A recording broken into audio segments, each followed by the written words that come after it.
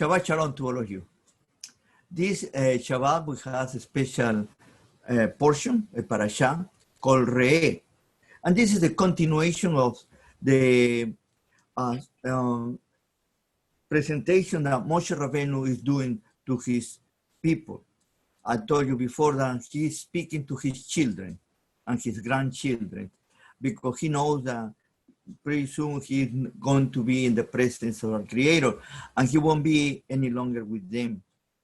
As a grandfather and as a father, he wants to tell them everything that he comes at the end. The last advice, that he can, the last warnings. And this portion has also a portion that starts with Tochecha. Tochecha means warnings, admonitions. And it's going to start with the blessings and curses they're going to tell them. But I would like for all of you to give a different focus at these two words, blessings and curses.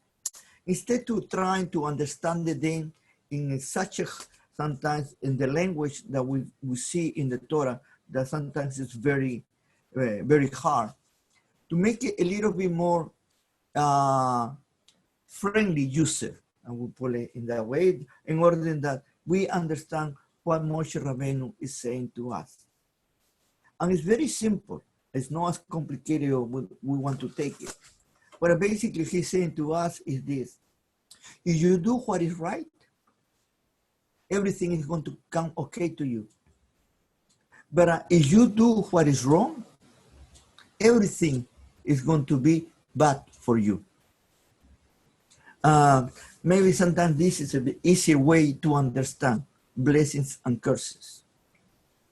Because when we say blessing and curses, sometimes we take it that is the Creator who is the one that produced those things to us.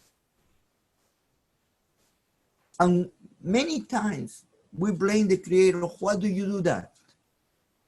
How many times I heard from people, oh God, why you punish me? You know? I have already repented? Or what am I doing wrong that you punish me?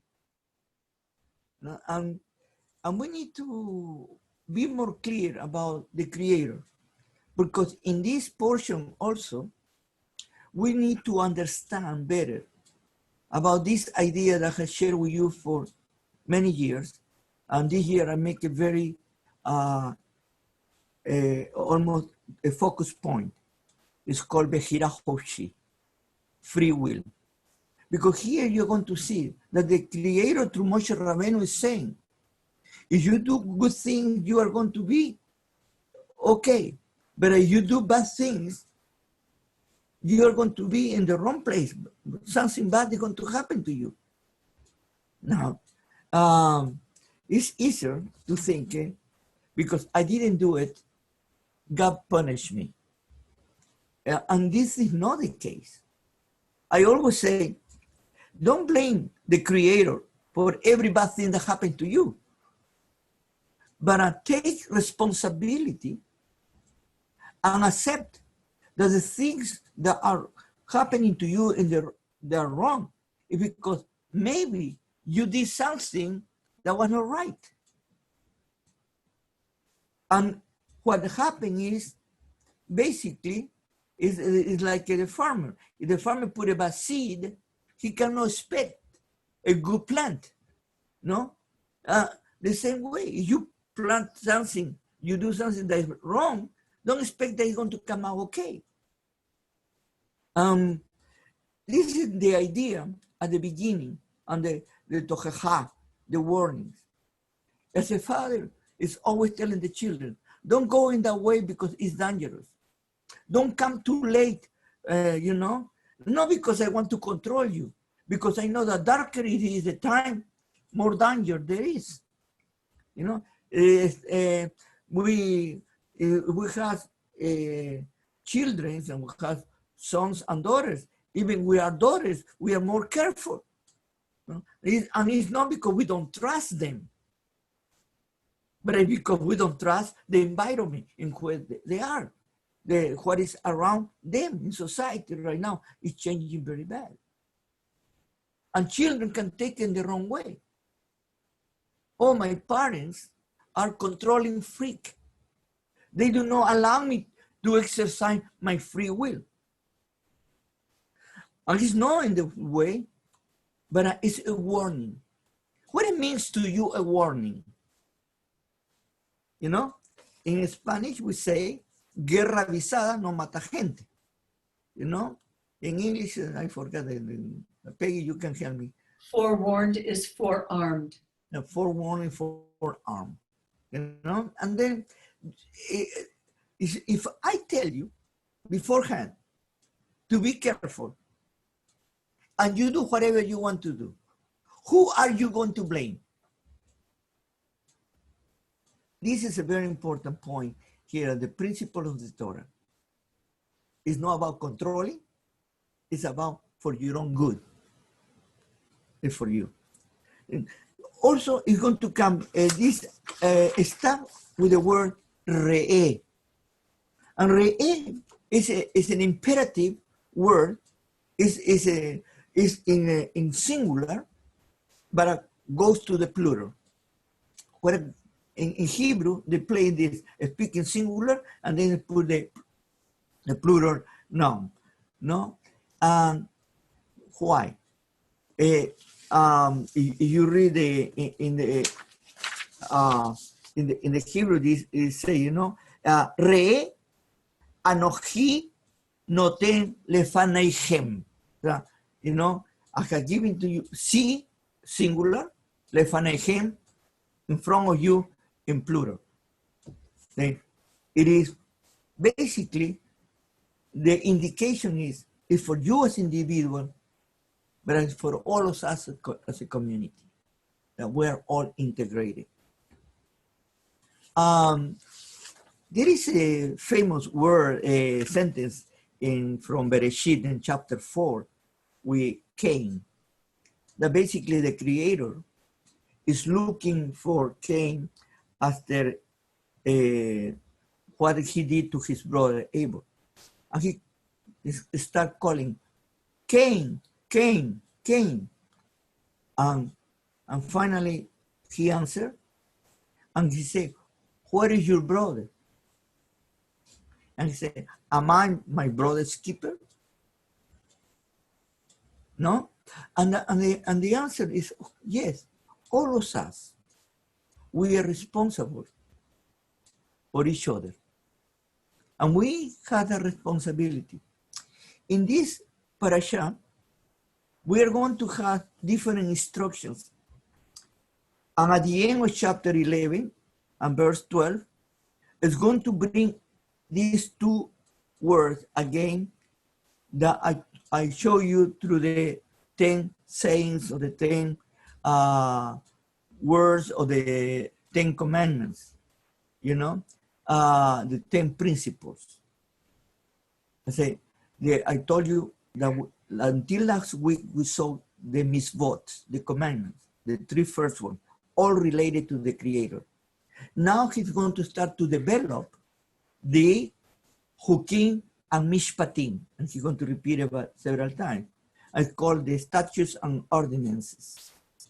The hukim are the portion in which we do not have a logical explanation. It's only he's asking us to obey for certain times. Certain period. And the 2 hukim that we see here is, first of all, to keep the Shabbat, and the second one, honor your father and your mother. And after that is going to come the mishpatim. And the mishpatim is where we have a relationship, Adam Havero, the man with his neighbor. And this is what we are responsible for our neighbors. No? That's saying that my rights ended when the rights of my neighbor begins. And we need to be careful how we behave with our neighbors. In this portion, we're going to talk about not only about, he's going to talk a little bit about what I would call it, the food that we can eat, that we cannot eat. And they call it kashrut, but the word kashrut being what is fit and what is proper, that doesn't exist in the Torah. That word is something that we just added. But also, we're going to talk about to take care of those ones who are less fortunate, especially the foreigner, the widow, the orphan. This, the three categories that the scripture talks about: the poor people, the people that do not have their own means, and we are responsible for them. And all of this is under not only what we eat, but how we give thanks to the Lord, that everything that we do needs to be done with joy, with happiness, sameach, you know? And here is also an important point that I would like to make is, the more religious you are, looks like that your faith needs to be longer, you know? And you need to be sad. And you need to show that, look like that everything is wrong. And you cannot smile, you cannot have joy, because you have joy. The Lord forbid, but you know, that maybe you're committing a sin. And totally the contrary, here the Creator is telling us through Moshe Rabbeinu that we need to enjoy life, that we need to celebrate life. And celebrate life is in community and sharing, not keeping, sharing, giving, being part of, participating. All of them, because at the end we have also the Shalom Regalim, the special festivals that we need to go to the temple, and what we need to do, and when we eat, we need to share, things like that. But something that I will make now an emphasis this morning is about this title for this parasha, Re, to see. What it to me is important, because it's basically an imperative term that is telling you, be attentive, be open your eyes, see what is around you. Do not allow yourself to be full.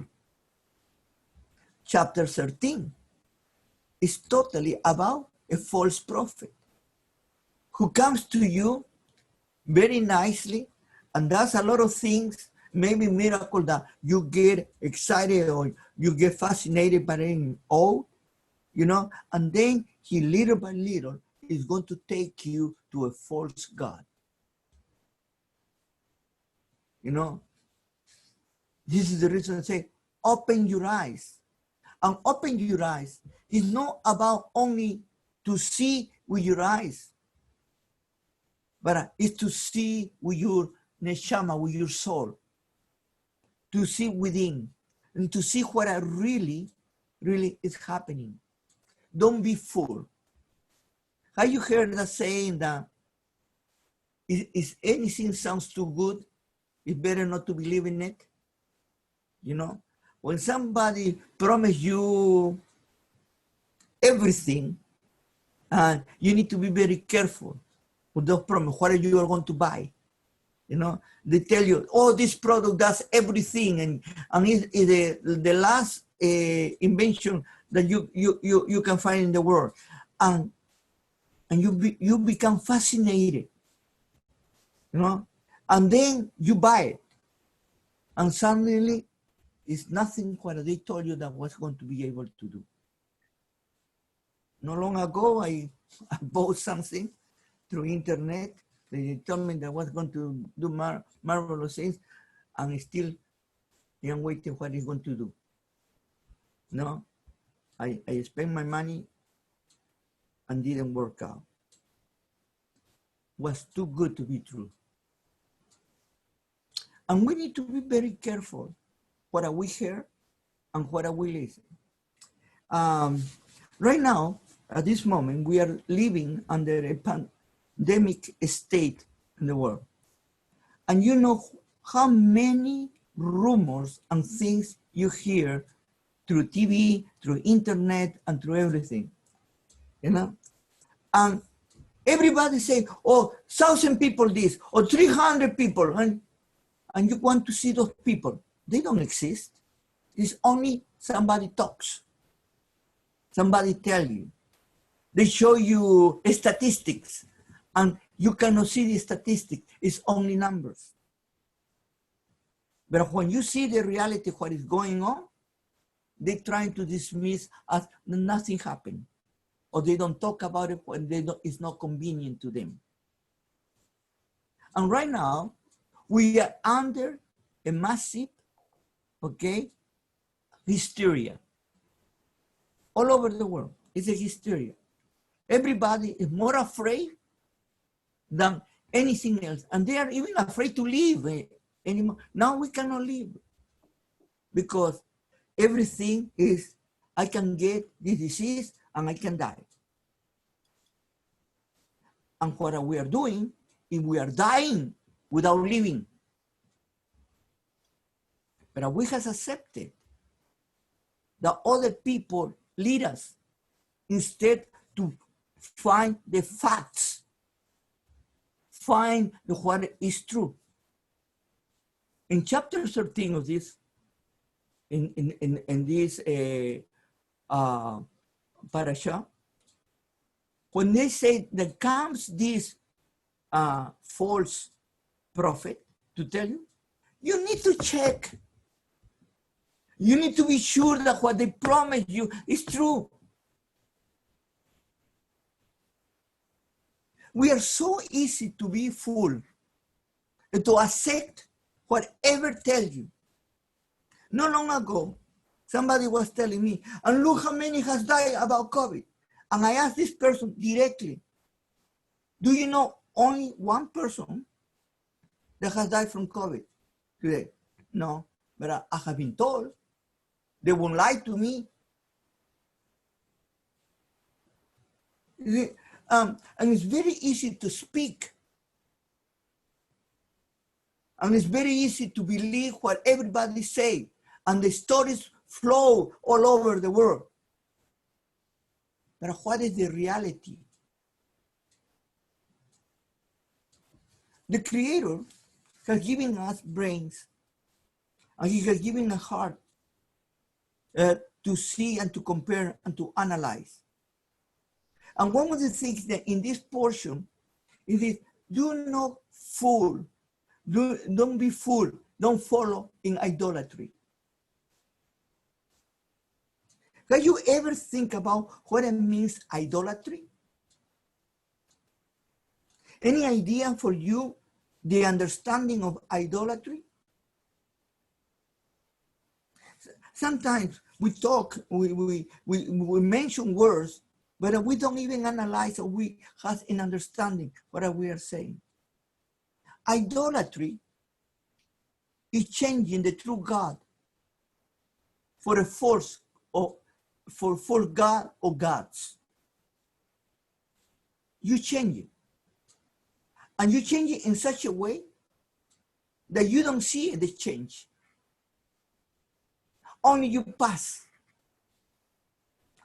And you accept others, and people say, oh, this is the way, and this is very, very wonderful, and there's a lot of miracles, and when, you know, if it happens, you believe in this way, you're going to do this, and you're going to do that, and you're going to be better. I just recently I was talking to somebody about the ideas about why do you believe in that way? And one of the things this person says is, how are you going to be forgiven for your sins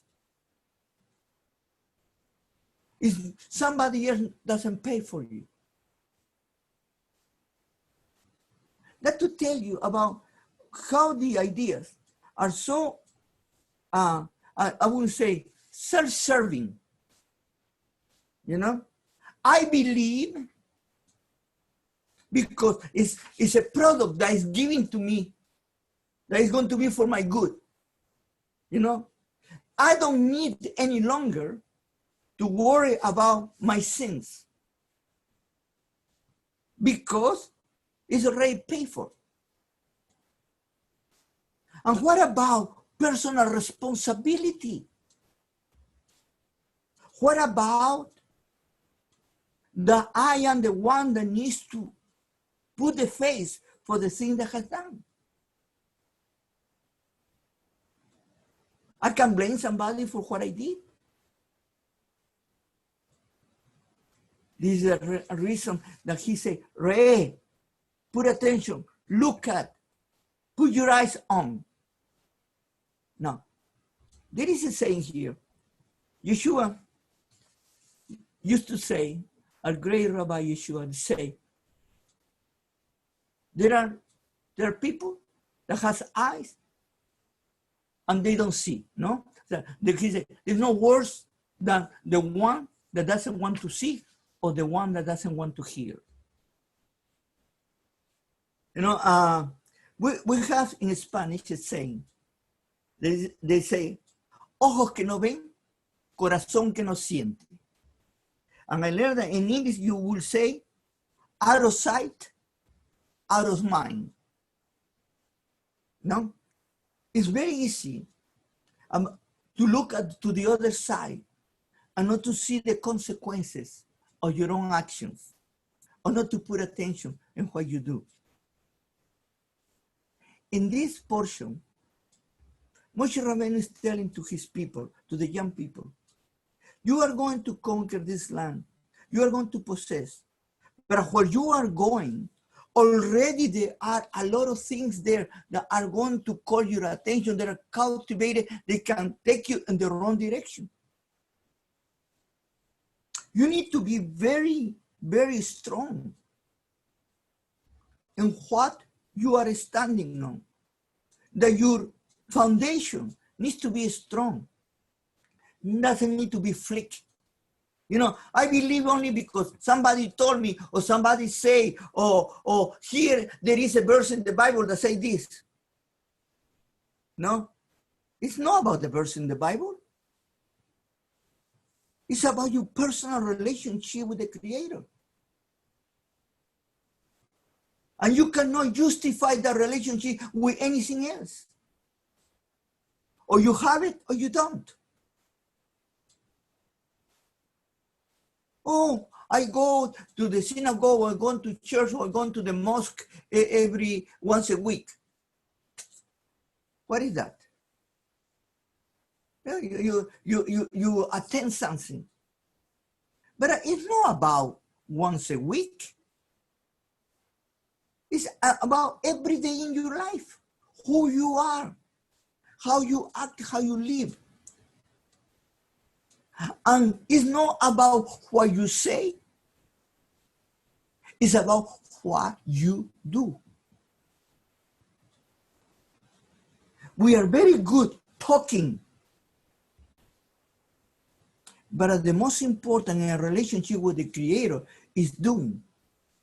Because the word about love your God with all your heart, with all your mind, is about serving, doing. And the question is, what the Creator needs from us? Absolutely nothing. And then he has given in this portion about how important is to extend a hand to those who are less fortunate, to those one who they don't have the means, to those one who are suffering. And that is exactly what Yeshua told us.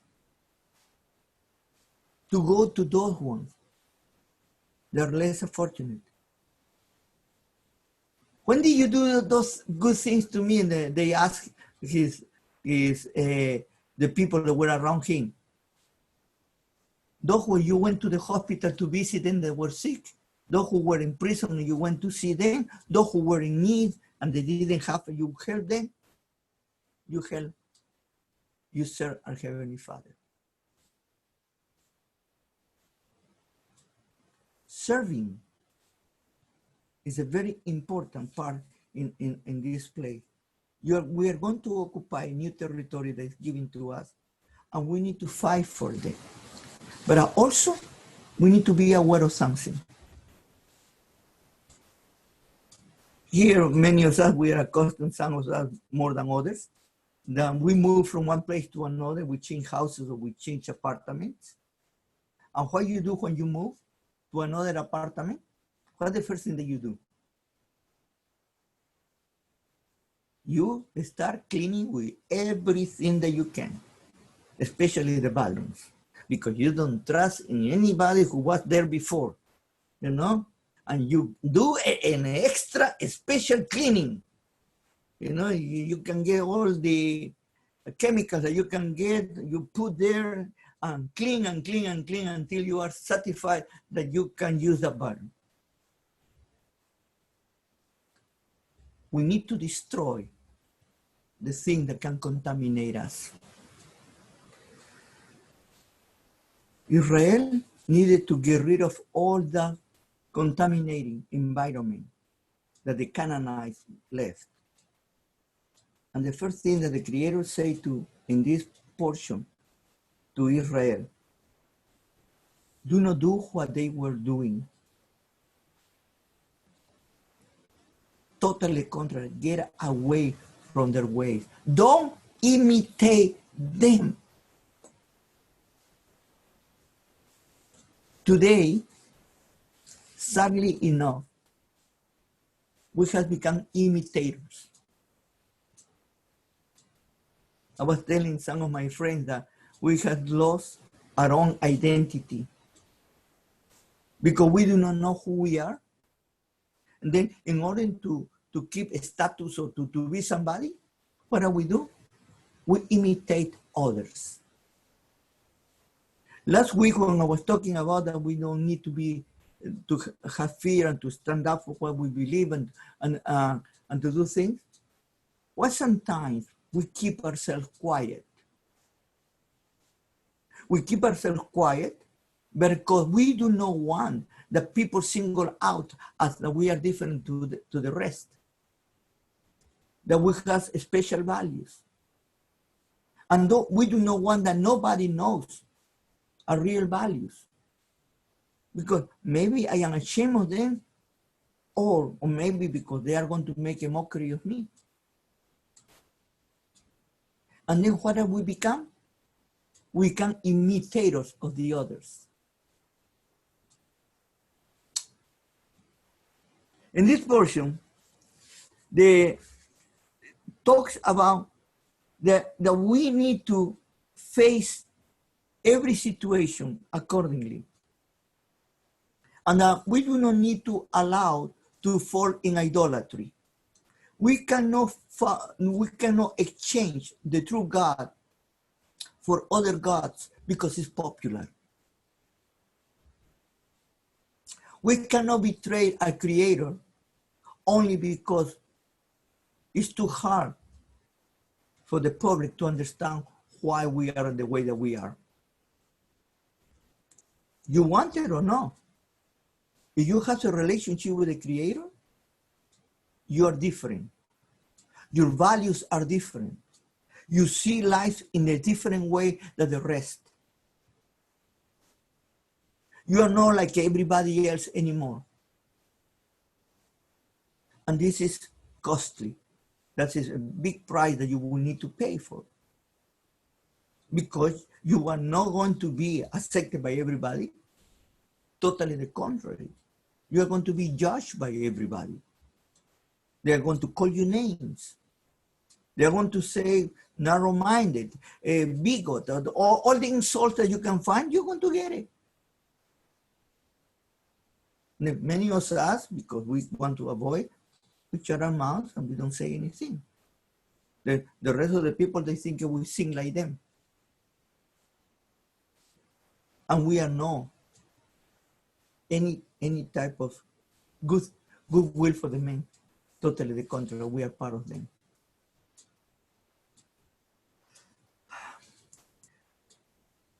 here the Creator start, I present to you at this moment the blessings and the curses. I say, if you do what I am telling you to do, and these are the commandments, the 10 commandments, there's nothing more. That's what He presented to us. He said, if you follow them, you are going to do it right. But if you disobey and you do the opposite, you're going to suffer the consequences of your doings. And it's up to you. Nobody else. You are the only one that can respond for that. How many religions they teach you about no worry about what you do, because in long range, you know, you can do certain things to accommodate, and you can do good works, and you can do this, and you can do that, and everything is going to be okay. Well, you know what? You commit 20 sins, you make 20 misvotes, one with the other. You balance. You know that there is in many places, in many religions, there is the scale, how bad you are and how good you do, and then the balance. Like the Creator is so limited that He doesn't see what you are trying to do. In the Middle Ages, there was a religion that started selling good works, you know, you could, Indulgences. Indulgences is called, thank you. You know, you were going to commit a sin. Before I go to commit a sin, I buy $20,000 of indulgences. With that, I can kill 20 people, I can do this, I can do that. And you know, and I am free, I am okay. Do you think our Creator is so naive that you can buy Him? Totally the contrary. He teaches us to care for our neighbors, to do what is right. And this brings to us benefits. And the benefit that no money can buy is the same that I am in the right place, doing the right things. And this is a great joy. And that's the true happiness. I was looking at, and this week, and I say, how I can bring the Torah for us today. No, what happened 4,000 years ago. When we receive the Torah, we have this beautiful theophany of the receiving the Torah from the Har Sinai, all those things, the wonderful work. But what is for us today? How we can, as people, how we can participate of the blessing and the joy. And more I was looking is, first of all, how I am with myself. Because I always need to start with myself. Because if I am not right with me, I can assure you that I cannot be right with anybody else. The first thing that you need to take care of yourself.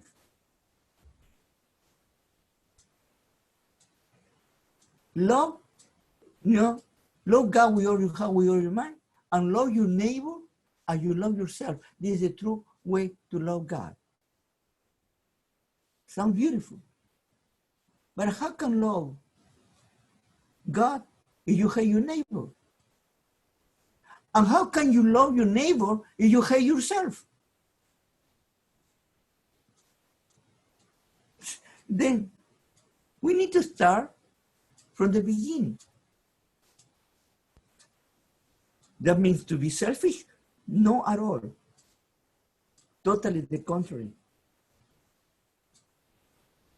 We need to be realistic. You know, the other idea, how I can help somebody if I cannot help myself? It's very practical. If you don't start with yourself, you don't have the possibility to help others. People say, but what about those people that are really limited on things that they cannot do? Or for example, there is a very special person that I read the books, Johnny, the quadriplegic, you know, and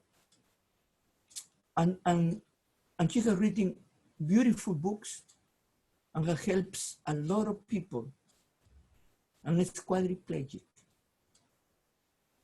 And you ask yourself, because she saw on herself that if she was going to keep lamenting the rest of her life for the accident that she had, she will never be able to get out of his put of me.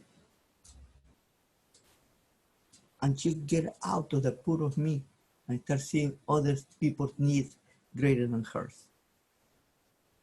And that fulfill her and make it a totally different person. Are you ready? Are we ready to look at the real relationship that we have with the Creator and to see ourselves in the mirror and say, my Lord, I am really growing through your word and I am learning better about to be myself and being more honest with myself. In that way, I can get out of me and help other people to be better or to serve better or to help them in a way that they cannot help themselves. This last week I have spent time with different people talking and sometimes they will counsel me and I counsel them. It's very interesting about that.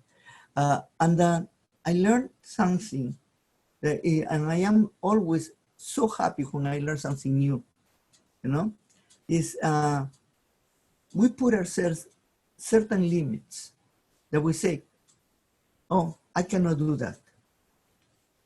And then suddenly you start seeing that why you cannot do that? Because you don't want to, or because, you know, it's taking you out of your comfort zone. When do we grow? When our comfort zone is bothered. When we are sitting very comfortable and somebody starts moving our seat. What do we do? When somebody's moving our seat, we stand up and we start walking. It's time that you are too comfortable. Maybe it's time that you feel uncomfortable. And you're going to see how many good things will come from that. You accomplish something, start something new. And boredom is gone. The possibilities to fall in idolatry is gone. To get in trouble is gone. Because you become busy again. Don't fall in the trap. Oh, everything is okay, I am okay, everybody's okay. Always there is something to do. Ending with this, we ended with a different type of tidings or giving. And you ask yourself, why the Creator is constantly talking about giving. You know, but it wouldn't be okay everybody stay comfortable with what they have and not to bother anybody else? Why is so important about giving? It's because, in my understanding, this is the way to be uncomfortable. Believe me or not. Because when we are asked to give, it's a little bit uncomfortable. And then you need to move. And you need to act. This parasha is about sameach, happiness, enjoyment. This parasha is about live your life, enjoy your life, enjoy with the people that are around you, and be positive to others, not be negative. Idolatry is something that cannot touch you because you don't need to replace our true God with anything else. He is there for you and He's there for me. Blessed be His name. Shabbat shalom to all of you.